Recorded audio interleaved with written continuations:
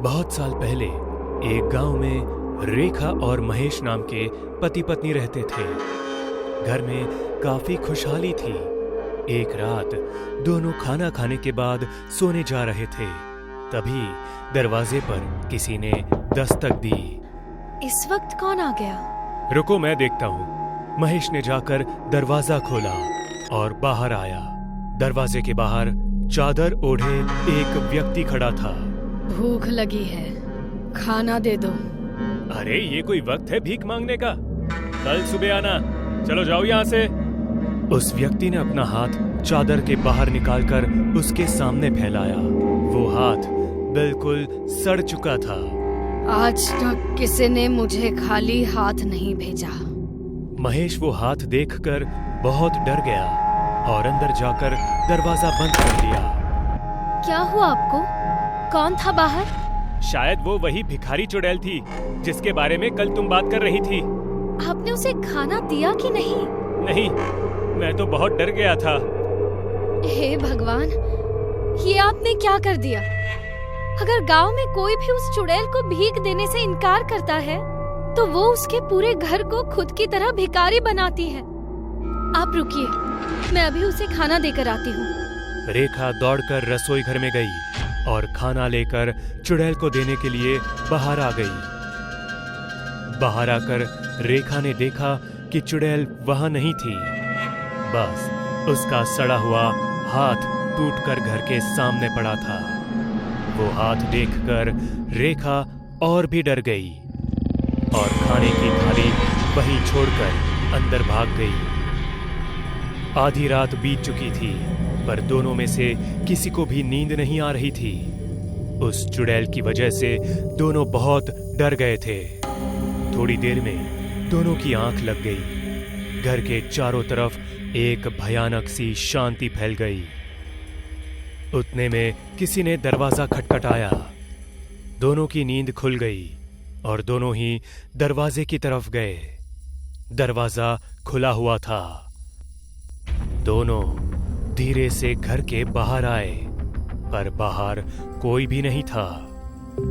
अचानक छत से एक चुड़ैल उड़ती हुई दोनों के सामने आई। उसका एक हाथ नहीं था।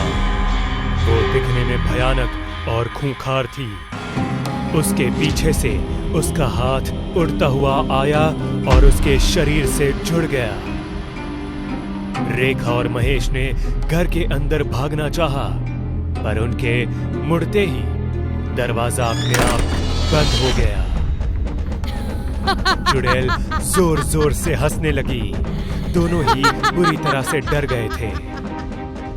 तुमने मुझे भीख ना देकर बहुत बड़ी गलती की है। अब तुम लोग भी मेरी तरह बेघर होकर सारी जिंदगी भीख मांगोगे। चुड़ैल ने रेखा और महेश को हवा में उठा लिया और घर को धीरे धीरे गायब करने लगी। घर को पूरी तरह से गायब करने के बाद दोनों को जमीन पर पटक दिया और जोर जोर से हंसने लगी। रेखा और महेश घर की दिशा में भागे, पर घर वहां से गायब हो चुका था। अब तुम्हारी बारी। चुड़ैल उन दोनों के पास आने लगी। वो दोनों ही यहाँ वहां भागने लगे। चुड़ैल ने रेखा को पकड़ लिया और उसके शरीर पर अपना हाथ फेरने लगी। रेखा जोर जोर से रो रही थी। कुछ देर बाद रेखा का चेहरा उस चुड़ैल की तरह भयानक दिखने लगा और पूरा शरीर धीरे धीरे सड़ने लगा। आखिर में रेखा का रोना बंद हो गया और वो मर गई। रेखा को मारने के बाद चुड़ैल महेश को ढूंढने लगी, पर उसे महेश कहीं नहीं दिखाई दिया। वो भाग गया ये सोचकर चुड़ैल वहां से चली गई। रेखा, जो कि बाहर से पूरी तरह से चुड़ैल बन चुकी थी, वहीं पर मरी पड़ी थी। थोड़ी देर बाद महेश दौड़ता हुआ रेखा के पास आया और एकदम से डर गया।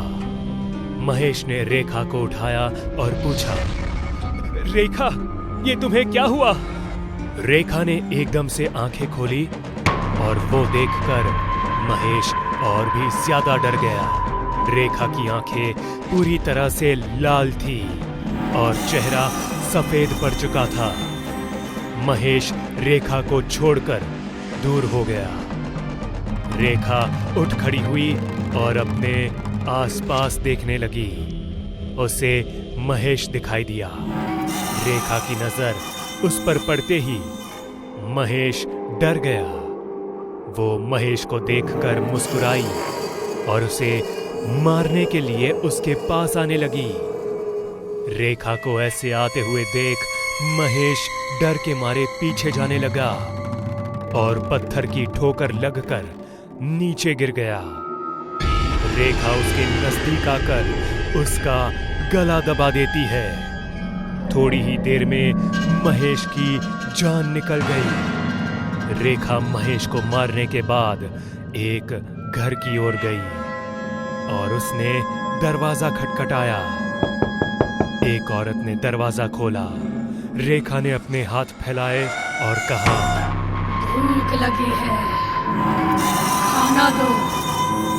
औरत घबराकर अंदर चली गई और दरवाजा बंद कर लिया। रेखा जोरों जोरों से चिल्लाने लगी। उसकी आवाज पूरे गांव को डरा रही थी। भीमपुर गांव में पिछले 10 सालों से लोग अंधेरा होने के बाद अपने अपने घर से बाहर नहीं निकलते। अंधेरा होने के बाद भीमपुर गांव में चोटी वाली चुड़ैल घूमती है। आज मैं कैसे भी बच जाऊं चोटी वाली चुड़ैल से। हे भगवान बचा ले, प्लीज बचा ले भगवान, बचा ले। तभी जोर जोर से हवा चलने लगती है और राजू का डर और बढ़ जाता है। उसे पसीना छूटने लगता है। वो बार बार पीछे घूम घूम के देखने लगता है। नहीं नहीं नहीं, पीछे कोई नहीं है, नहीं है, नहीं है। पर राजू जैसे ही आगे देखता है, चोटी वाली चुड़ैल उसके सामने खड़ी होती है। नहीं! बचाओ, कोई बचा लो मुझे, चोटी वाली चुड़ैल आ गई। राजू दौड़ रहा है और पीछे से चोटी आती है। राजू के पैरों में लिपट जाती है और फिर चुड़ैल अपनी चोटी से राजू को खींचकर कुएं तक ले जाती है। नहीं नहीं, मुझे छोड़ दो, प्लीज मुझे छोड़ दो।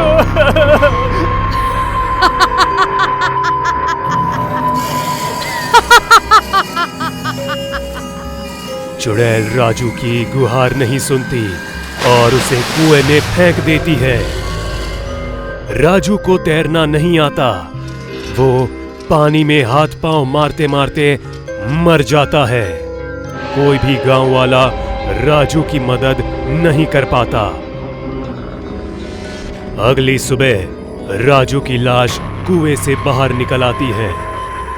गांव वालों को राजू की मौत का अफसोस था, पर उनके मन में चोटी वाली चुड़ैल का डर भी था। कुछ दिनों बाद गांव में एक नव विवाहित पति पत्नी आते हैं। दोनों की जोड़ी काफी अच्छी थी। सब लोग उन्हें ही देख रहे थे। मोहन, सब लोग हमें ऐसे क्यों देख रहे हैं? अरे तुम चिंता क्यों कर रही हो? गांव में हम नए हैं, इसलिए शायद लोग हमें देख रहे हैं।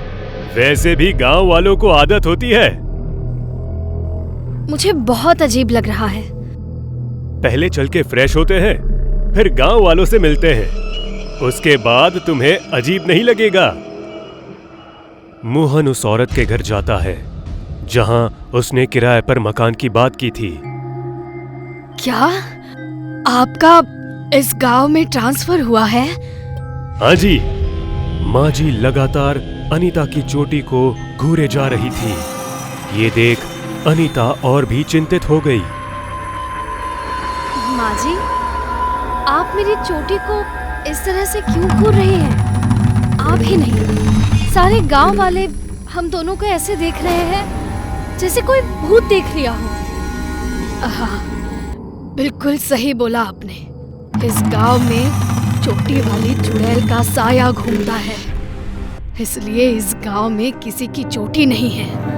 अगर आप दोनों को अपनी जान प्यारी है तो चोटी काट लो या इस गांव को छोड़कर चले जाओ, वरना वो चोटी वाली चुड़ैल आप दोनों को मारकर भूत बना देगी। एक मिनट, ये क्या बकवास है? भूत प्रेत? मैं इन सब बातों पर नहीं विश्वास करती। मैं चोटी नहीं काटूंगी। इस चोटी को बढ़ाने में कितने साल लग गए, बस मुझे ही पता है। मैं चोटी नहीं काटूंगी। माँ जी, आप हमें अपना कमरा दिखा दीजिए। माँ जी ने कुछ नहीं बोला, बस उंगली से बगल वाले घर की तरफ इशारा कर दिया। अनीता और मोहन उस घर के भीतर चले गए। उन दोनों को भी बूढ़ी औरत की बातों पर यकीन नहीं था। मोहन, तुम्हें क्या यही गांव मिला था? यहाँ लोग चोटी वाली चुड़ैल से डरते हैं। सच में ऐसा कुछ होगा तो क्या होगा? क्या तुम भी इन बेवकूफ गांव वालों की बात में आ गई? मोहन, फिर भी क्या सच में चोटी वाली चुड़ैल हो सकती है इस गांव में? मैं तो ये सब कुछ पहली बार सुन रहा हूँ। और वैसे भी अगर ये सब सच में होता है तो हमें कुछ फर्क नहीं पड़ना चाहिए। हम बस कुछ दिनों के मेहमान हैं इस गांव में। दोनों एक दूसरे से बात करते करते सो गए। अनीता, अनीता, अनीता। आधी रात को अनीता घबराते हुए उठ गई। ऐसा लगा जैसे कोई मेरा नाम लेकर मुझे बुला रहा हो। अनीता मोहन की तरफ देखती है, फिर दूसरी तरफ देखती है। उसके बगल में चोटी वाली चुड़ैल बैठी होती है। मोहन, मोहन जल्दी उठो। मोहन, मोहन जल्दी उठो। वहाँ देखो, वहाँ कौन है देखो। उठो मोहन। कौन है? तेरी मौत।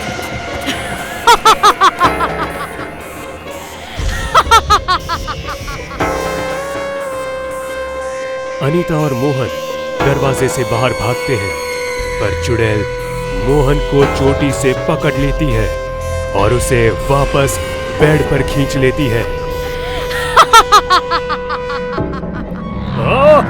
बचाओ!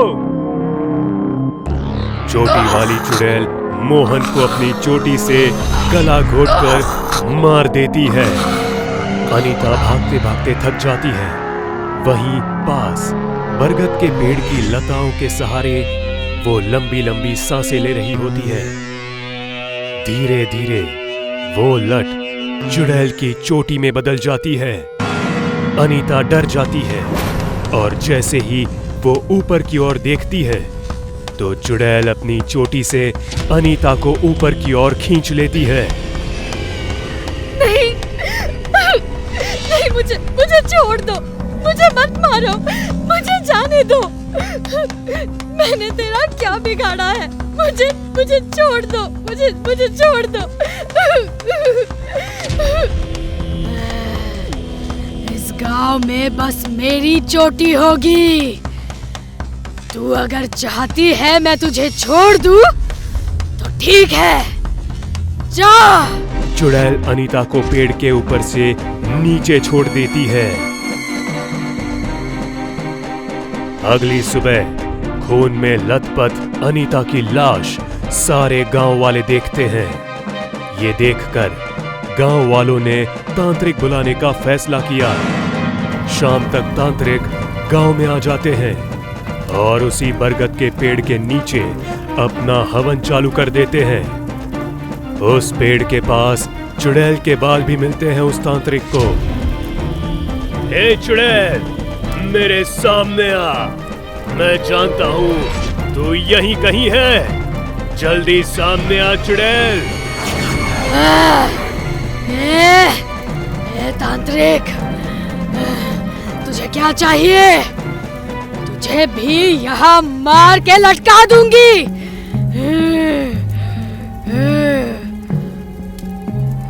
मैं जो पूछता हूँ उसका सही जवाब देती जा, वरना अच्छा नहीं होगा।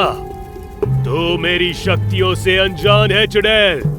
तू सोच भी नहीं सकती मैं तेरा वो हाल कर सकता हूँ। तू इन लोगों को क्यों मार रही है? मैं भी इसी गांव में रहती थी। मेरा नाम गंगा था। वो ठाकुर 12 साल पहले। अरे गंगा, तू मुझसे शादी कर ले। मुझे तेरे बाल बहुत पसंद है। शादी मैं तुझसे नहीं करूंगी। तेरे जैसा नीच इंसान मैंने कहीं नहीं देखा। अच्छा तो मेरा नीचपना भी देख ले अब। उस ठाकुर ने मेरी चोटी पकड़ी और मुझे गांव से बाहर घसीटता हुआ ले गया। मेरा पूरा शरीर छिल गया। मैं रोती चिल्लाती रह गई। कोई नहीं आया मुझे बचाने। वो मुझे घसीटता रहा जब तक मैं मर नहीं गई। इसलिए मैं इन सारे गांव वालों से बदला ले रही हूँ। तो इसका मतलब तू गांव वालों को मारती रहेगी? हाँ, हो सके तो तुझे भी मार दूंगी। तांत्रिक ने मंत्र जपना शुरू कर दिया।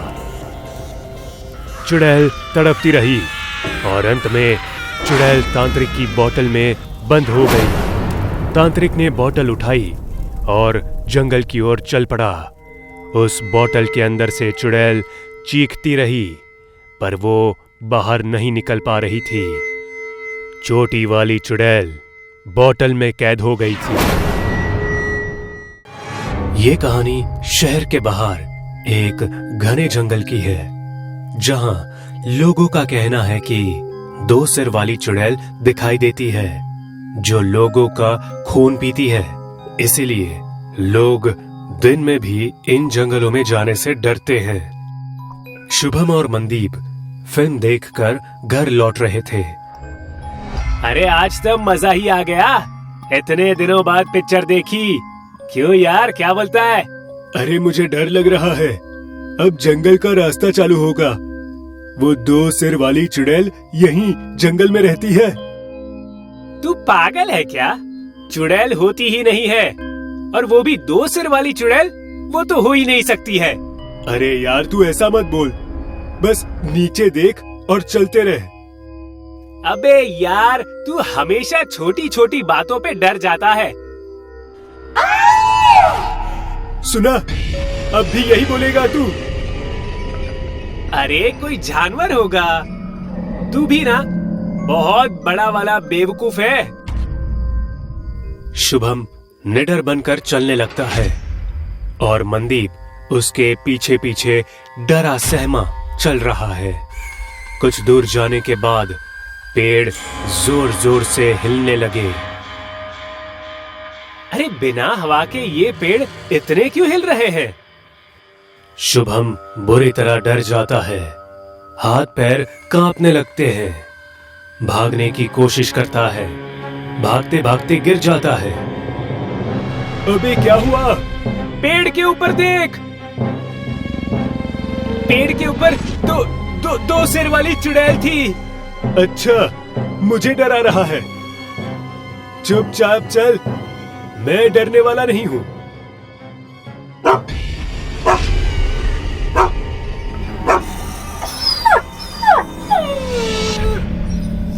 तभी झाड़ियों में से एक कुत्ता बाहर आता है। कुत्ता जख्मी है। कुत्ते को देखकर शुभम और डर गया। उसके माथे से पसीना टपकने लगा। जरूर 2 सिर वाली चुड़ैल ने ही कुत्ते को काटा है। चुप ओए, कोई जंगली जानवर होगा। छोड़। जल्दी निकलते हैं यहाँ से, जंगल बस खत्म ही होने वाला है। दोनों जल्दी जल्दी चलने लगते हैं। पेड़ भी जोर जोर से हिलने लगता है। दोनों की नजर पेड़ के ऊपर बैठी 2 सिर वाली चुड़ैल पे जाती है। डर से दोनों भागने लगते हैं। चुड़ैल भी एक पेड़ से दूसरे पेड़ पर छलांग मारती है। चुड़ैल पेड़ से नीचे आ जाती है और अपने हाथ और पांव दोनों से भागने लगती है। अरे ये क्या हो रहा है? भागो!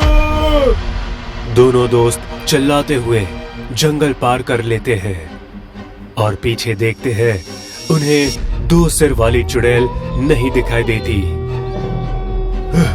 मरते मरते बचे हैं आज।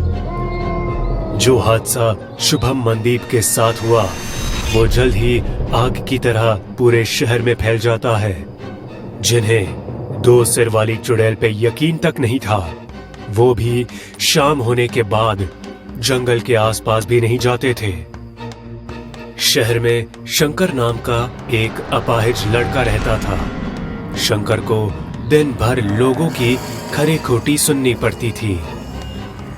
अरे कैसा अपाहिज बेटा पैदा किया है तूने, ना कुछ कर पाता है, बस घर पे बैठे बैठे जानवरों की तरह खाता रहता है। ऐसा कोई बोलता है क्या अपने बेटे को? नहीं माँ, बोलने दो, मैं अपाहिज तो हूँ ना। हाँ तू है, कहीं जाके मर क्यों नहीं जाता? भगवान करे वो 2 सिर वाली चुड़ैल ही तुझे खा जाए, कम से कम उसका तो पेट भरे। आप भी ना कुछ भी अनाप शराब बोले जा रहे हैं। उस रात शंकर घर से जंगल की तरफ चला जाता है, जहां लोग दिन में भी जाने से डरते हैं। 2 सिर वाली चुड़ैल आजा, मुझे खा ले, मैं यही हूँ, खा ले मुझे। काफी समय हो गया पर फिर भी कोई नहीं आया। लगता है कोई 2 सिर वाली चुड़ैल नहीं है, लोग ऐसे ही डराते हैं। अगर होती तो अभी तक मैं मर जाता।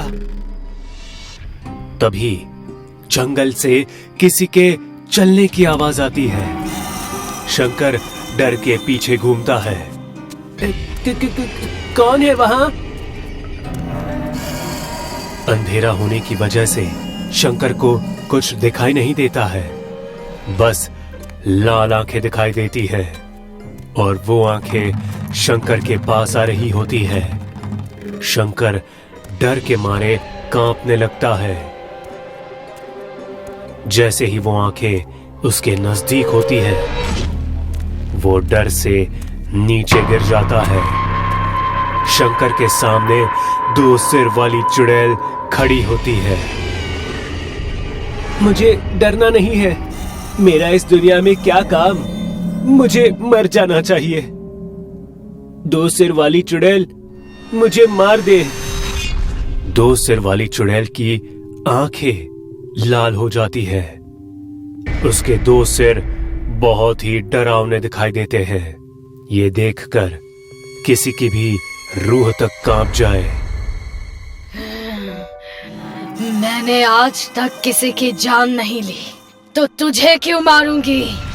पर लोग कहते हैं 2 सिर वाली चुड़ैल सबका खून पी लेती है। खून नहीं पीती, बस लोगों को डराती हूँ। पर क्यों? क्योंकि मुझे अकेला रहना है जंगल में, शांति से। पर मैंने कभी किसी की जान नहीं ली। तू क्यों मरना चाहता है? बचपन से ही अपाहिज हूँ, किसी काम का नहीं, मार दो मुझे। मैं भी 2 सिरों के साथ पैदा हुई थी। लोग मुझे देवी की तरह पूजते थे। जब 16 साल की हुई तब एक तांत्रिक ने मेरा अपहरण कर लिया और मेरी बलि दे दी अपनी शक्ति बढ़ाने के लिए। उस तांत्रिक की शक्ति तो नहीं बढ़ी, पर मैं ना मर सकी ना जिंदा रह सकी। मैं यही रह गई इन जंगलों में, और आज 2 सिर वाली चुड़ैल के नाम से लोग जानते हैं। वही लोग पहले मुझे देवी की तरह पूछते थे। आपके साथ बहुत बुरा हुआ। आप बुरे नहीं हो। मैं लोगों को ये जरूर बताऊंगा। कोई यकीन नहीं करेगा। मरने के बाद लोग याद तक नहीं करते। लोग मतलबी है और मतलबी ही रहेंगे। तू मेरा छोड़, अपनी जिंदगी बना। तेरे पास लंबी जिंदगी है दोस्त। मैं जीना चाहती थी, उस तांत्रिक ने मुझे जीने नहीं दिया। तेरे पास मौका है, जी ले अपनी जिंदगी, जी ले। चुड़ैल इतना बोलकर गायब हो गई। 2 सिर वाली चुड़ैल की कहानी शंकर के मन को छू गई। उसने ठान लिया कि वो जीवन को सार्थक बनाएगा और इस ख्याल के साथ वो जंगल से लौट गया। आज भी 2 सिर वाली चुड़ैल लोगों को डराती है।